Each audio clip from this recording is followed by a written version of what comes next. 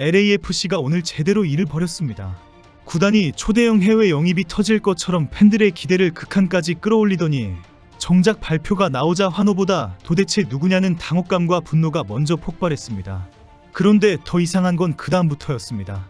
처음에는 왜 이런 선수를 데려왔느냐던 팬들 사이에서 시간이 지날수록 잠깐 이거 생각보다 괜찮은데라는 반응이 나오기 시작한 것입니다. 손흥민을 롤모델로 삼아온 바이에른 뮌헨 출신 23세 아르민도 지프, LAFC가 이렇게까지 호들갑을 떨며 영입한 이유를 파고들자 예상하지 못했던 계산이 하나씩 드러나기 시작했습니다. 이번 호들갑 이적 사건은 약 12시간 전에 시작됐습니다. LAFC 구단 공식 SNS 계정에 뜬금없이 국제라는 라벨이 붙은 우선 배송 박스 영상이 올라왔습니다. 어두운 조명 속에서 상자가 천천히 열리고 그 안에는 검정과 금색이 어우러진 LAFC 유니폼과 모자가 담겨 있었습니다. 짧고 감각적인 이 티저 영상은 순식간에 팬들의 상상력에 불을 지폈습니다. 해외에서 온 특급 영입이다. 세계적인 스타가 온다는 추측이 삽시간에 퍼졌고 팬들은 창의적인 미드필더나 기동력 있는 공격형 자원의 이름을 앞다투어 거론했습니다. 인공지능에게 직접 누구일까요? 라고 질문을 던지는 팬까지 등장할 정도로 관심은 뜨거웠습니다. 그리고 약 4시간 후 마침내 베일이 벗겨졌습니다. LAFC가 영입한 선수는 바이에른 뮌헨 소속의 23세 공격수 아르민도 지프였습니다. 발표가 나오자마자 팬들의 반응은 싸늘했습니다. 지프라는 이름을 아예 처음 들어본다는 팬들이 대다수였고 분데스리가는 잘 안 봐서 모르겠다. 바이에른에서 제대로 뛰지도 못한 선수 아니냐는 냉소적인 반응이 쏟아졌습니다. 한 팬은 우리는 미드필더가 필요한데 왜 또 공격수를 데려오느냐며 격앙된 반응을 보였고 또 다른 팬은 이럴 거면 그냥 조용히 발표하지 왜 국제우편 영상까지 만들어서 기대감만 잔뜩 부풀렸느냐고 구단의 홍보 방식을 정면으로 비판했습니다. 심지어 감독 산토스도 전술이 없는데 또 애매한 영입이냐는 격한 반응까지 나왔습니다. 솔직히 이 부분은 LAFC 구단의 자업자득이라고 볼 수밖에 없습니다. 유망주금 영입을 마치 월드클래스 스타 영입인 것처럼 신비주의로 포장했으니 실제 발표 이후 낙차가 클 수밖에 없었던 것입니다. 국제 우편 박스 티저는 분명 감각적이었지만 그만큼 팬들의 기대치를 필요 이상으로 끌어올린 것도 사실입니다. 호들갑을 떤 건 구단이었고 그 화살은 고스란히 지프에게 돌아간 셈입니다. 여기에 기름을 부은 건 구단의 공식 소개 문구였습니다. LAFC는 지프를 소개하며 다이나믹 어태커라는 표현을 사용했는데 팬들은 이 표현에 유독 예민하게 반응했습니다. 다이나믹 어태커는 이미 손흥민과 드니 부안가로 충분하다는 것이 팬들의 공통된 의견이었습니다.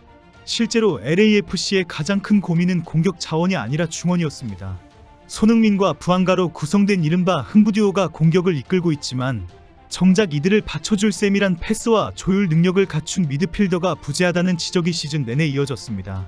그런데 또 한 명의 공격 자원이 합류하자 우리에게 필요한 건 10번 유형의 미드필더인데 왜 자꾸 엉뚱한 곳에 투자하느냐는 불만이 터져 나온 것입니다.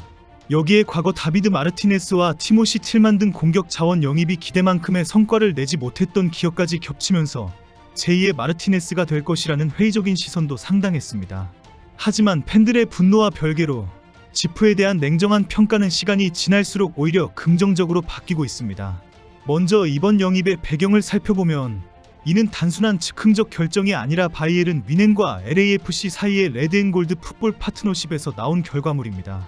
바이에른 뮌헨의 크리스토프 프로인트 단장은 공식적으로 아르민도 지프는 최근 몇 년간 분데스리가와 2부 리그에서 풍부한 경험을 쌓았다며 파트너 클럽인 로스앤젤레스로 이적하게 되어 매우 기쁘다고 밝혔습니다. 실제로 지프는 과거 그로이터 피르트 시절 틸만과 한솥밥을 먹은 인연이 있어 로스앤젤레스 적응에도 도움이 될 것으로 보입니다.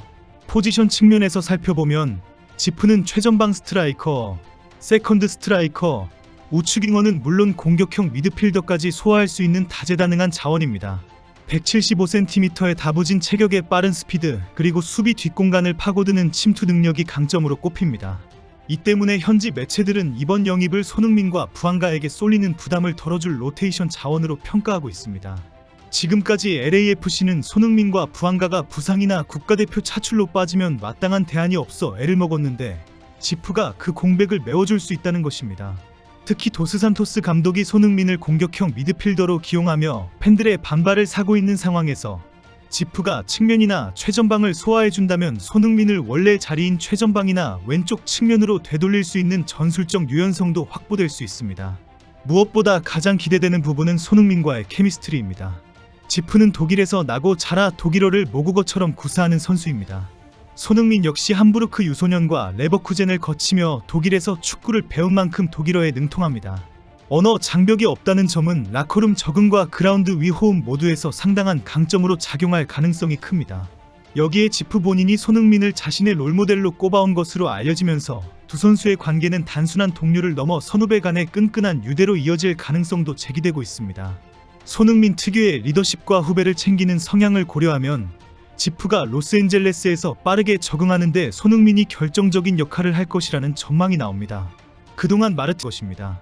이적료 측면에서도 이번 영입은 나쁘지 않은 딜로 평가됩니다.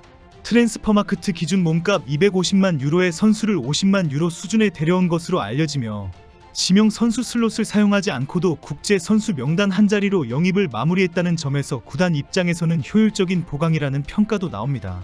무엇보다 이번 영입은 오르다즈의 공백을 메우기 위한 대체 자원 성격이 강하다는 분석도 있어 시즌 중반 로테이션 뎁스를 강화하려는 실용적인 판단으로 해석됩니다.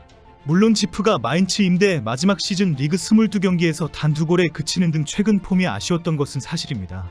하지만 유소년 시절 자말 무시할라, 다비드 알라바에 이어 바이에른 뮌헨 역대 세 번째로 어린 나이에 DFB 포칼에 데뷔했을 만큼 재능만큼은 일찌감치 인정받았던 선수입니다.